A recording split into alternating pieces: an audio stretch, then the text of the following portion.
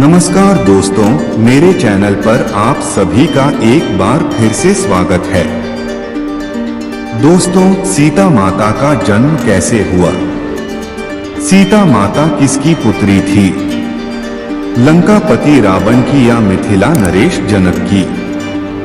मित्रों, माता सीता के जन्म को लेकर अनेक पौराणिक कथाएं प्रचलित हैं। कुछ तथ्यों में कहा जाता है कि माता सीता राजा जनक की गोदली हुई पुत्री थी।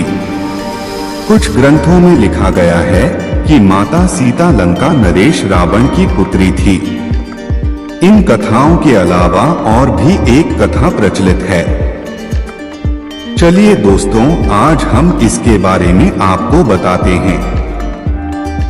दोस्तों, महर्षि वाल्मीकि ने रामायण में लिखा है कि मिथिला नगर में भयंकर अकाल पड़ गया, जिसके निवारण के लिए ऋषियों ने राजा जनक को यज्ञ करने की सलाह दी और कहा कि हो सकता है कि राजा जनक के स्वयं भूमि जोतने से इंद्रदेव खुश होकर वर्षा कर दें। जब राजा जनक धरती पर हल जोत रहे थे तो हल की नोक पर एक सुंदर सोने का संदूक मिला।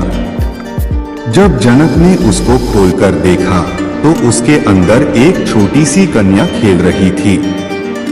क्योंकि राजा जनक और सुनैना की कोई संतान नहीं थी, इसलिए राजा जनक को उस कन्या को हाथ में लेकर पिता प्रेम की अनुभूति हुई और उसे हमेशा के लिए अपनी बेटी मानकर अपने महल लेकर चले गए। क्योंकि वह कन्या हल की सीत से मिली थी, इसलिए उस कन्या का नाम सीता रख दिया गया। राजा जनक ने फिर आगे चलकर उनका विवाह भगवान श्री राम के साथ कर दिया। राजा जनक की पुत्री होने के कारण उनका नाम जानकी पड़ गया। दोस्तों, क्या आपको पता है कि सीता माता को वैदेही क्यों कहा जाता है? सीता माता के जन्म से जुड़ी दूसरी कथा यह भी है कि सीता माता रावण की पुत्री थी। दरअसल इसका ताल्लुक सीता माता के पूर्व जन्म से है। पूर्व जन्म में सीता माता का नाम वेदवती था। वेदवती बेहद ही सुंदर कन्या थी। वेदवती परम विष्णु भक्त थी और उनको पति के रूप में पाना चाहती थी। इसलिए वेदवती ने भगवान विष्णु के लिए घोर तपस्या की। एक दिन रावण उस स्थान से गुजर रहा था जिस स्थान पर वेदवती तपस्या कर रही थी। रावण उसके रूप को देखकर उस पर मोहित हो गया और उनको महल चलने को कहा। वेदवती ने बताया कि वह यहाँ पर भगवान विष्णु के लिए तपस्या कर रही हैं।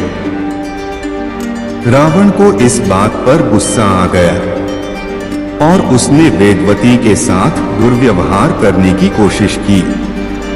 इस कारण वेदवती ने अपनी तपस्या से खुद को भस्म कर दिया।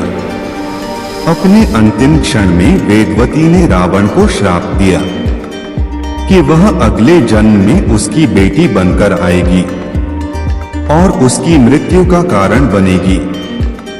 जब रावण और मंदोदरी के संयोग से एक कन्या का जन्म हुआ तो रावण ने उसको एक संदूक में डालकर समुद्र में फेंक दिया।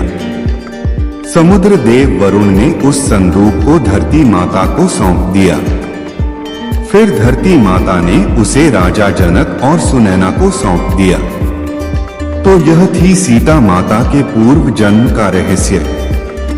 दोस्तों, अब आप ही फैसला कीजिए कि माता सीता रावण की पुत्री थी या राजा जनक की।